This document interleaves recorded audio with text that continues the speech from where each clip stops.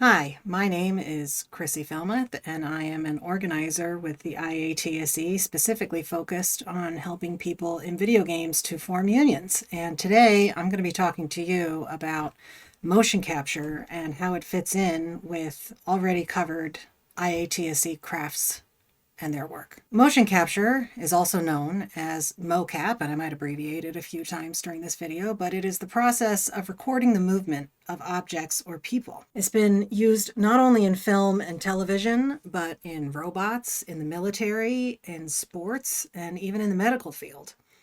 Its application in video games, however, has become a pivotal part of the game development pipeline. The 1989 title, Prince of Persia, is considered to be the first video game to use motion capture. But the first game to use mocap technology as it's known today was Virtua Fighter 2 in 1994. In the early 2000s, the demand for motion capture in video games took off as the desire for immersion through realistic graphics grew. Motion capture brings players into the game by showcasing realistic movements and performances to the characters they're playing. While some video games use it for simple realism of character movement, others use it as a mechanic to beat a level. As an example, a 2011 detective game from Rockstar called LA Noire requires the player to interrogate suspects and ultimately read their facial cues to determine if they're lying or telling the truth. To complete the game's full narrative, the player must read these cues accurately. Motion Scan, a proprietary facial capture technology, was created just for this purpose. As the gaming world forges forward into more immersive technology, the need for more realistic performances from characters, environments, and objects will also increase. But why motion capture in the first place? Do we have to invest so heavily in this tech to achieve realism? Film and television are able to shoot live action, so why not for video games? Well, the large difference is that film and television generally have a fixed camera view. Video games, however, specifically those that exist in 3D worlds, require that the camera can be anywhere at any time. The player can move around a world or a character in the round, and therefore, all angles of a motion need to be captured. For a CG animator to do this accurately is a massive undertaking of work. However, if motion capture is used to capture a performance on a stage, the unknowns of what something might look like from any angle are now known. Motion capture provides the ability for game workers to capture a live performance through data and have it applied to a character model as opposed to animating to keyframes or key poses. The small nuances of the body or face are already provided and overall require less work to achieve the same result or better. The technology for motion capture has continued to advance as those needs for better performance or graphics arise, and now we're able to capture the most minute or nuanced facial expressions and body language of a performer to accurately display the acting of a character. Currently, almost all AAA titles utilize mocap for their video games, and with expanding access to older versions of mocap tech becoming more affordable, indie developers can use it to keep costs down for animation while still providing accurate and precise performances in their games. AAA titles like The Last of Us required strong performance captures to tell a compelling and deeply emotional story. For games like FIFA, the moves of real soccer players are captured in order to provide real-life accurate gameplay. The Uncharted series utilizes mocap to capture thrilling stunts and action sequences. For indie developers, mocap provides an edge on the competition with AAA games. Their games can become more immersive and polished in comparison to AAA games and therefore compete better in the market. Hellblade, Senua's Sacrifice, and Firewatch are two examples of very successful indie titles that utilize motion capture. Carnegie Mellon, a private research university, has a library of motion capture animation recordings for devs to use for free. So what is it like to work in motion capture? We talked to two workers from 2K Games' motion capture stage in Petaluma, California, about their duties on stage and in tech to find out more.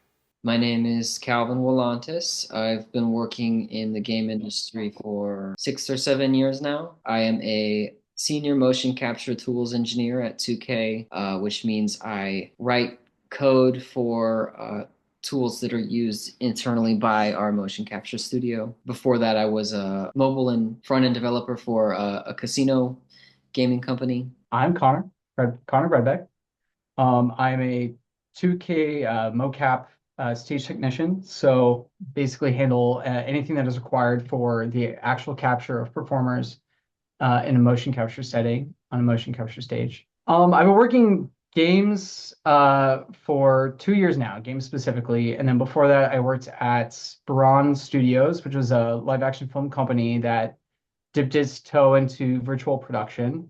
And so I worked for them as a production assistant and then kind of worked my way up to a stage technician, helped build their first optical stage for making animations, which also included games in the background. I did want to work in video games. I was a gamer kid. Um, so that's what I wanted to do when I grew up.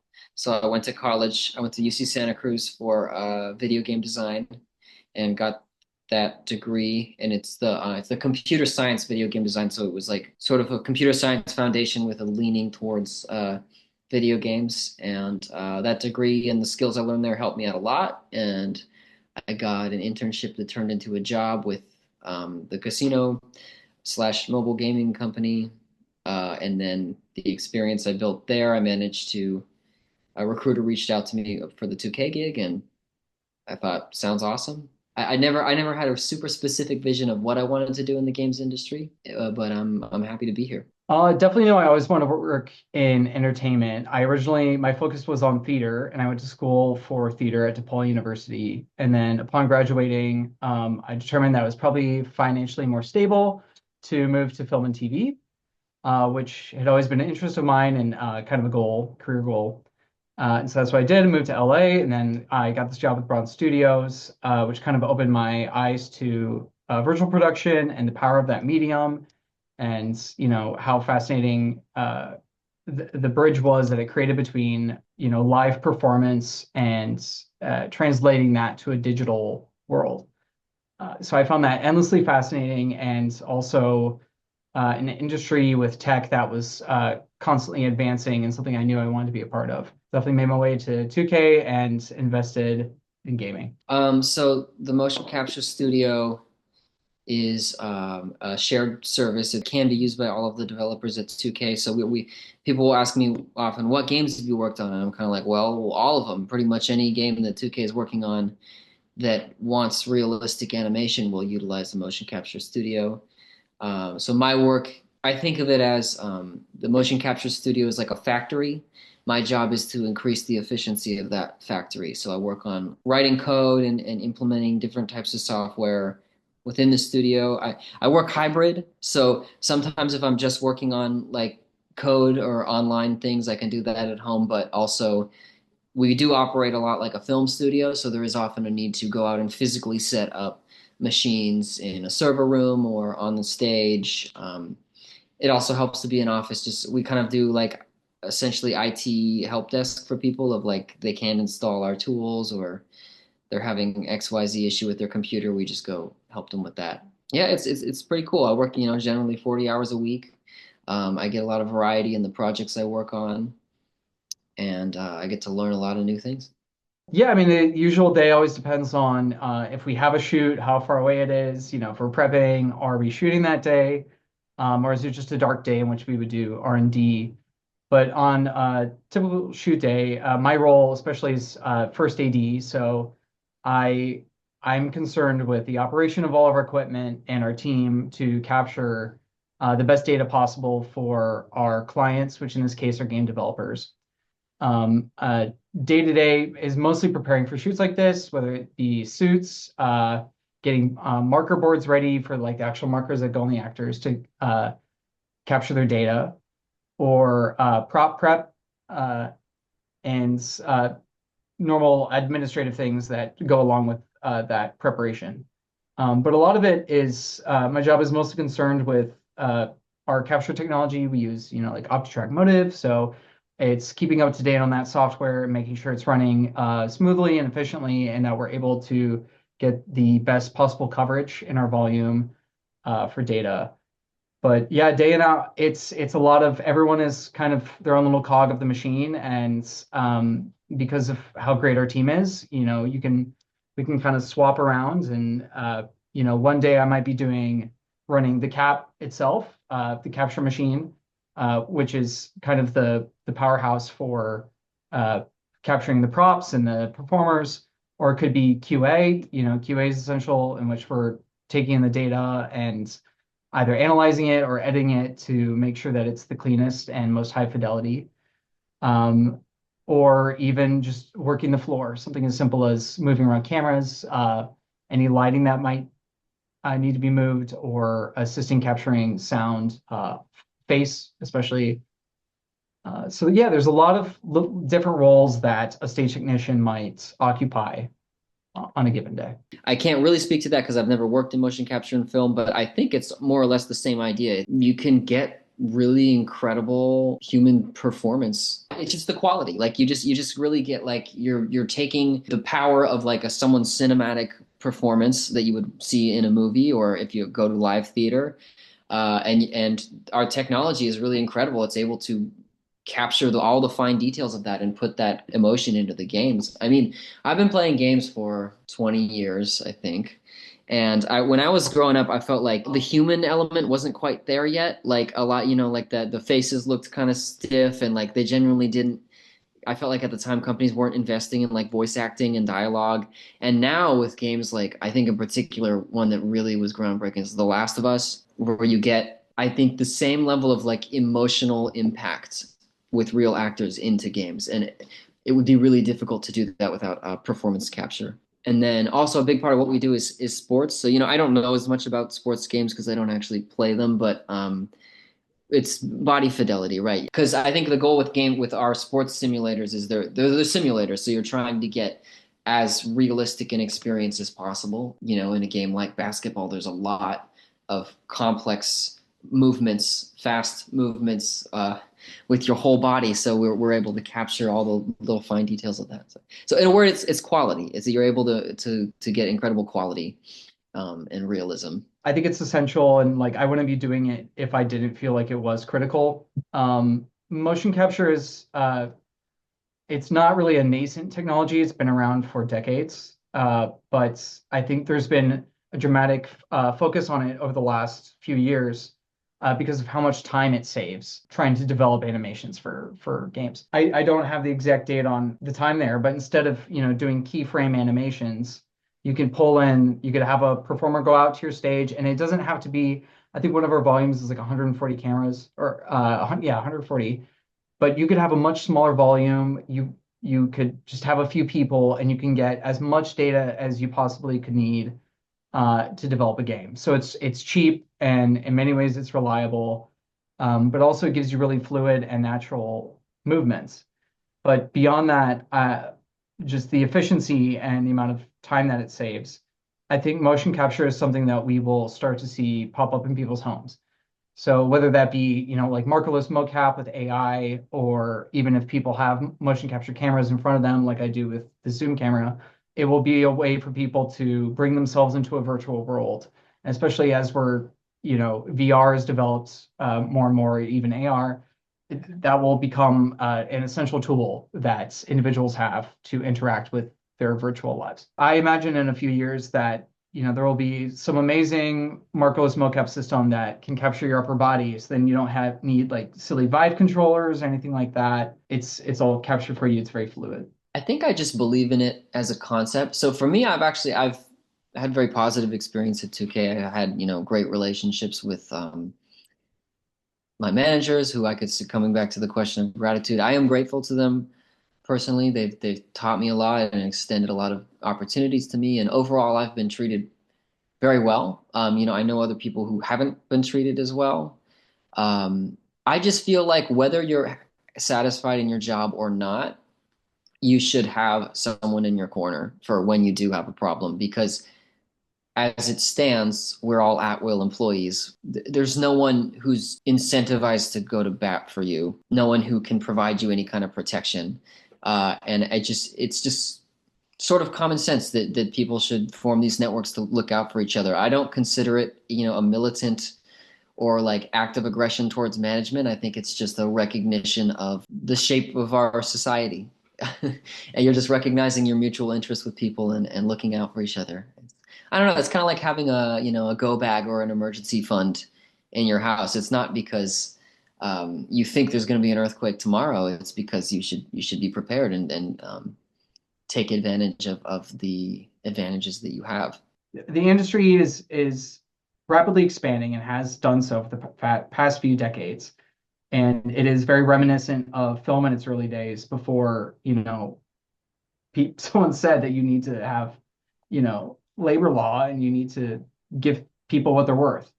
And there are so many people who are devoted to gaming, who are passionate about it, developers, animators, directors, performers, and each of them are also simultaneously at risk because it's such a volatile industry. And at the end of the day, it's everyone is at the whim of these higher stakeholders who are expecting to see a certain amount of profit. And it's we've seen, huge layoffs across the industry. And what's even more concerning is some studios that were incredibly successful were still subject to layoffs. So no one is immune here. Even if you make an extremely successful, high-selling game that has a huge impact in the industry, it doesn't matter. You could still be on the chopping block because, whatever the whims are of those stakeholders. And especially we see this with like live service games, like there's been a huge push for live service. And so maybe if your studio had just developed and released an amazingly successful single player title, at the end of the day, if the company wants to shift towards live service, you're not going to be a part of that. And it doesn't matter what your successes are. So I think that is extremely concerning. But also, everyone who's so passionate and cares so much about this industry, it's not that anyone's willing to be taken advantage of, but we want to participate in the art that we love.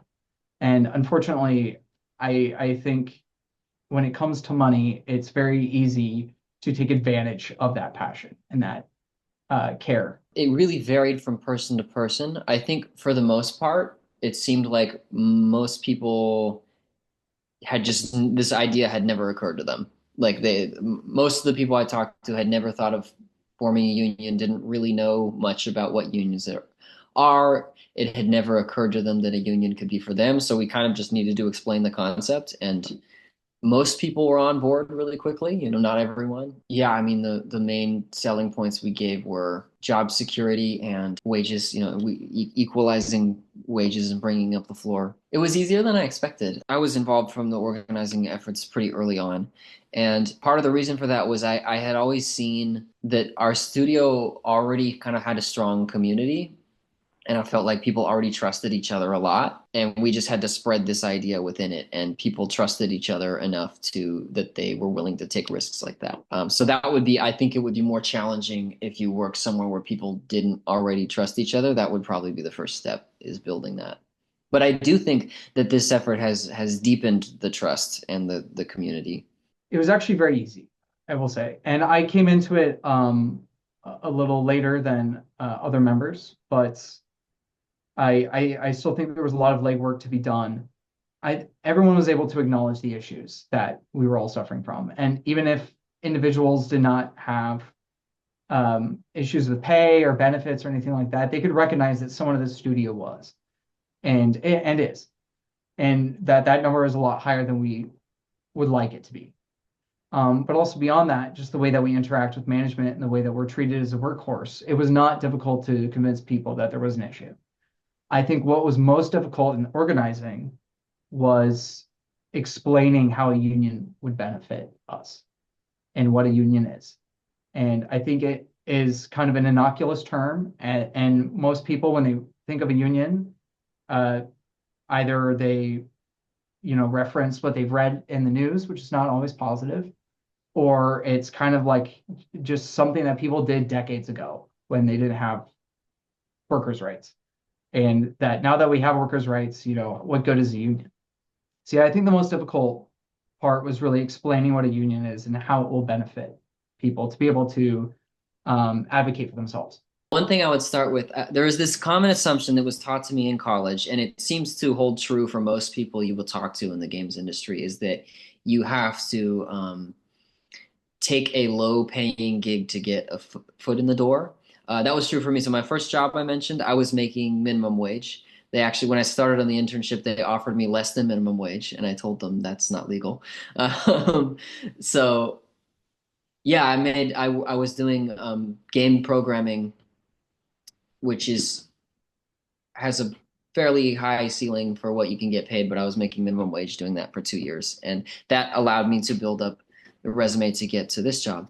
And so I think that a lot of people follow that trajectory. And I'm very privileged to have been able to follow that because I was able to live with my parents. I couldn't have paid my rent in San Francisco off of minimum wage without living with my parents to get to the experience where now I can afford to pay my own rent. Um, but yeah, I think that expectation that you're going to be paid less than $20 an hour for your first gig for like at least 2 years is, something that people accept as fact that I don't believe has to be fact. Um, a lot of the people we work with at 2K, this is their first job out of college. And, in college, like, because the games industry, getting back more to what you originally said, is a very prestigious industry. And a lot of people trying to get into the games industry in college, like, there's no guarantee that you'll get in. And so they really want to. And so when they get in, they feel really grateful. And they should. And, well, so I was thinking about this concept of gratitude because this is something that we hear sometimes that you should be grateful. And I don't think that's wrong in a sort of a spiritual sense. I think we should all be incredibly grateful to be part of this amazing industry. For me, I'm it's like that. I happen to grow up in this area where the industry is super common. I know a lot of people from like other parts of the country, other countries who dream of being in this industry, and for them, it's a much greater endeavor. So yes, I'm on a personal level grateful to be where I am. Now, that being grateful is not the same as being complicit with the rules set out by company management. The CEO of Take-Two made something like $40 million last year. I'm not saying he doesn't do a good job. I don't really know what his job is, but do I think that person worked 1,000 times harder than the people at my level who are making one hundredth or whatever of what he's making? No, you can be grateful for the opportunities that you have, but also recognize your own worth.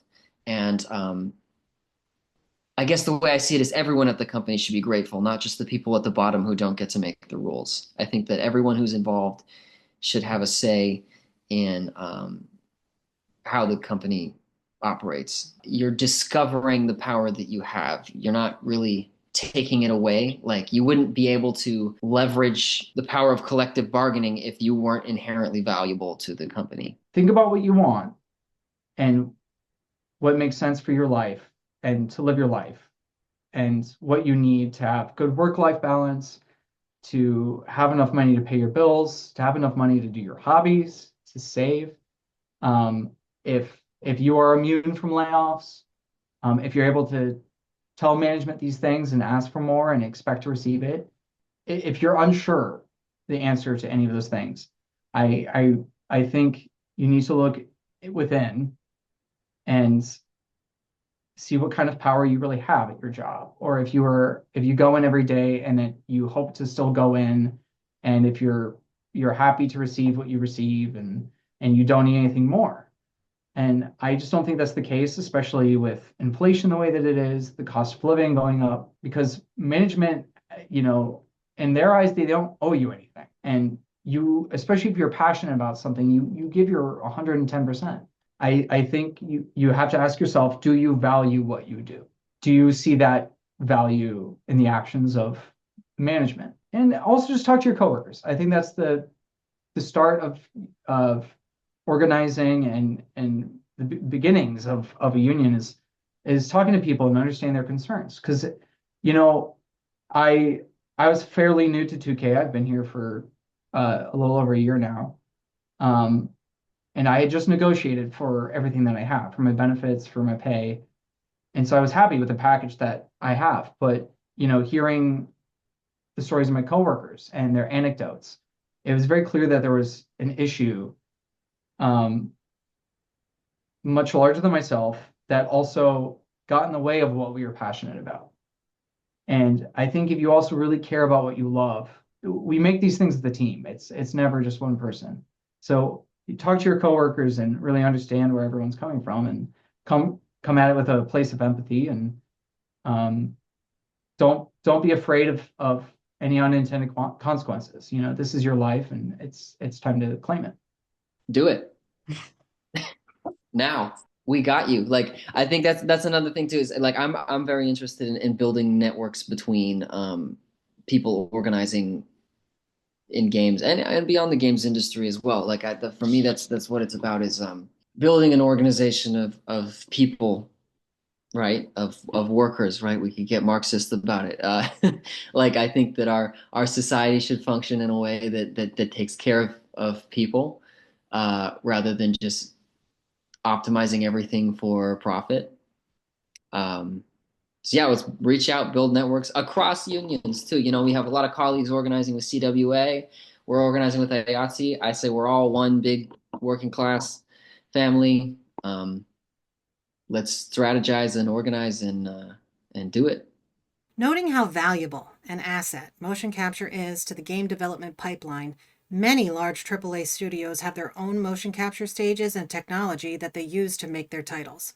Sony, EA, Take-Two, Activision Blizzard, Epic Games, and Ubisoft have their own facilities as an investment into their own stages with their own employees to cut costs and provide direct access to this crucial tech that is needed to create their games. There are many roles within a mocap stage, such as actors, technicians, stage managers, data managers, camera operators, production workers, set designers, visual effects artists, animators, and sound engineers, with these jobs' responsibilities ranging from capturing movement data, managing the technical setup, directing the actor's performance, and processing the captured data for animation purposes. Visual effects artists, animators, sound engineers, camera operators, and set designers are all crafts that are already covered under IA contracts for film and television. So why not in motion capture? We're working to expand into mocap every day, but we need folks like you and your coworkers who work in video games to start a movement with us to form those unions. If you're watching this and work in video games, get in touch with us at gameworkers.org to get started on your campaign today. We have a ton of resources on our website to help educate you about the path to forming a union, and we're here to help you every step of the way. Reach out to us at rpg@iatse.net or fill out the Contact Us form on our website today.